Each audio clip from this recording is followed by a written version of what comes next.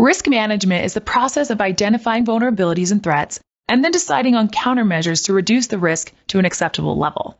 In other words, risk management is when a person or group considers worst-case scenarios and determines just how bad those scenarios would be for their organization. Senior management is ultimately responsible for residual risk, which is what remains after taking risk reduction measures.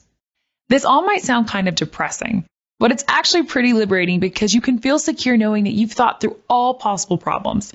It's kind of like insurance. No one wants bad stuff to happen, but you invest in an insurance policy so that you can have peace of mind that if something does happen, you'll be ready. The first step in risk management is to identify your organization's assets and how much each asset is worth.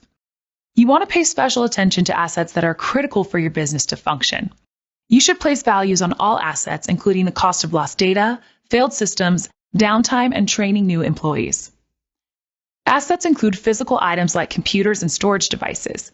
These items are usually purchased, and so it's fairly easy to place a value on them. But it becomes a bit harder to place a value on an intangible asset like computer data or a seasoned employee's knowledge. While a computer can be easily replaced, the data itself is possibly far more valuable in the end. It's difficult to assign values to things like that, but it's important to attempt to. After you've identified your assets, you should then identify possible asset threats, which can be internal or external. Internal threats come from within your organization and can include employee fraud, theft, system failure, sabotage, espionage, collusion, or snooping. External threats are things like fire, water damage, burglars, internet attacks, market competition, or natural disasters. Let's talk about risk analysis. Risk analysis is the practice of assessing which risks you've identified to be the most relevant to the organization. You should also evaluate your risks. This means determining if and when action should be taken in a worst-case scenario. You would use this during the analysis phase to determine each risk's tolerability. Finally, once all risks have been identified and assessed, their management falls into one of four categories: avoidance, transference, mitigation, and acceptance. Avoidance is the decision to avoid the risk altogether. In other words, you choose not to engage in an activity because the risk is too high. Transference involves transferring the risk to someone else. Many organizations have opted to outsource their networking, security, and storage solutions. Doing so helps to transfer a bit of the risk to companies that are better prepared for potential threats.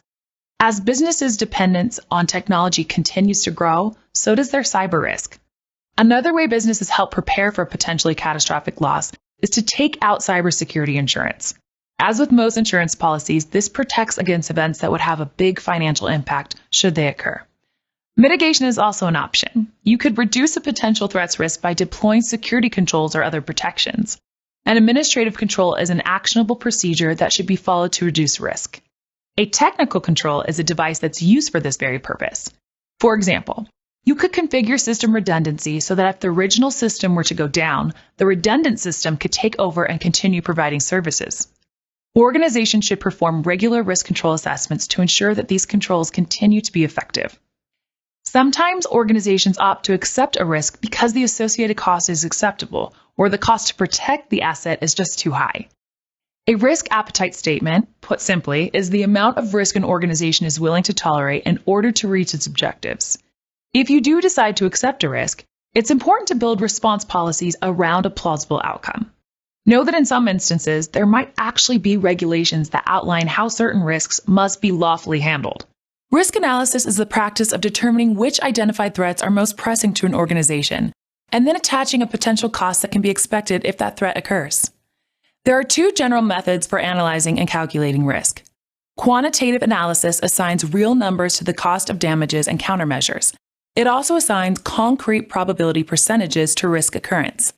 Qualitative analysis uses scenarios to identify risks and responses. Qualitative analysis is the more subjective of the two. When calculating quantitatively, you want to consider a risk impact and likelihood. What kind of damage can be done, and what's the chance of it actually happening? To determine the likelihood of a loss, you might want to use an annualized rate of occurrence, or ARO. An ARO is a collection of data gathered from historical records such as crime statistics, natural disasters, insurance payouts, and cyber incidents records. Single loss expectancy, or SLE, is the amount of loss expected for any single successful asset attack. This is a monetary value that describes how much the incident will cost in terms of lost asset value. Annual loss expectancy, or ALE, estimates the annual loss resulting from an incident. You calculate ALE by multiplying your SLE by your ARO. This tells you how much potential threats cost each year. For example, if your asset loses $1,000 for each incident and you expect an incident every 4 years, the annual cost for that asset would be $250. Having a visual representation of risks can help stakeholders make better assessments. A risk register provides details of each known risk, including a risk category, description, unique identification number, projected impact, likelihood of occurrence, and risk response plan. For better visualization, you could use this information to create a scatter plot that represents each risk's possible impact in relation to its overall probability. A risk matrix, which is also known as a heat map, illustrates a loss's likelihood and impact. Notice that the colors in this example range from cool to hot. If an occurrence's possibility is rare and its impact moderate, it gets a low rating. If its likelihood is high but the impact is insignificant, it might end up with a medium rating.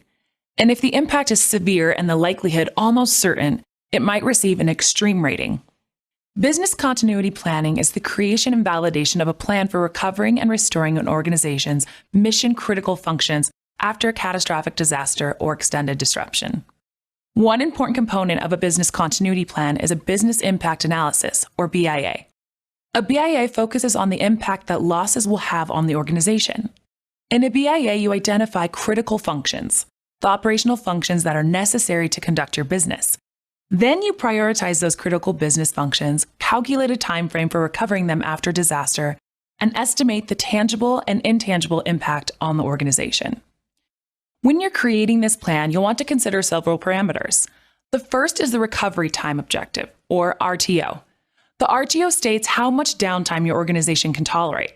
It's another way of asking how long it'll take to get your system back up and running in the event of a disaster. Some data protection solutions have a very short recovery time and can bring your network back into operation relatively quickly. Others have a long RTO that lasts several days. The second parameter is the recover point objective, or RPO. The RPO tells you two things. The first is the maximum length of time you can tolerate between backups. How old can restored data be?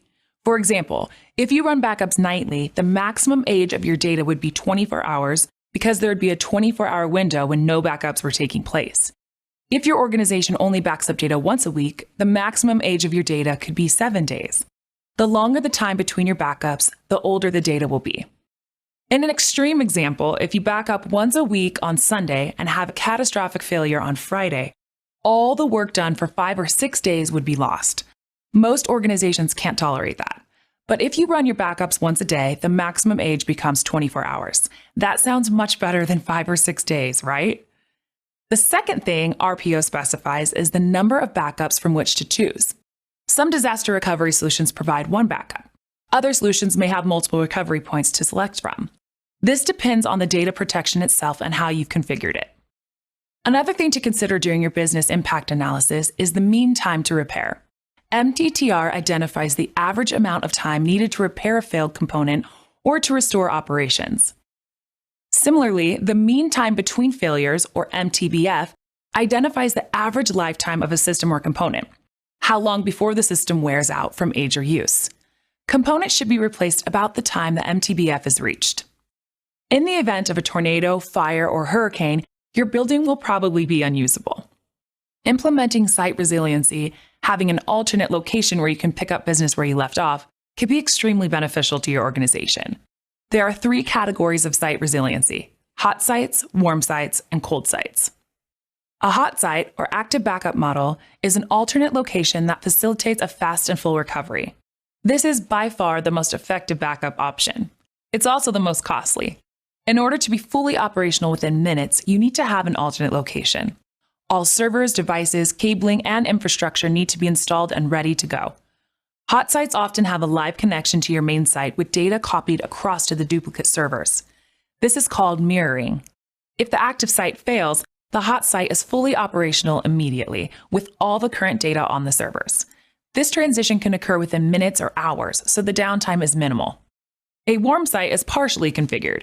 You have an alternate location, some servers, some devices, some cabling, and some infrastructure is installed, but not everything. Data backups are available, but they aren't mirrored. Some recovery from backup tapes, the cloud, or other backup locations may be needed.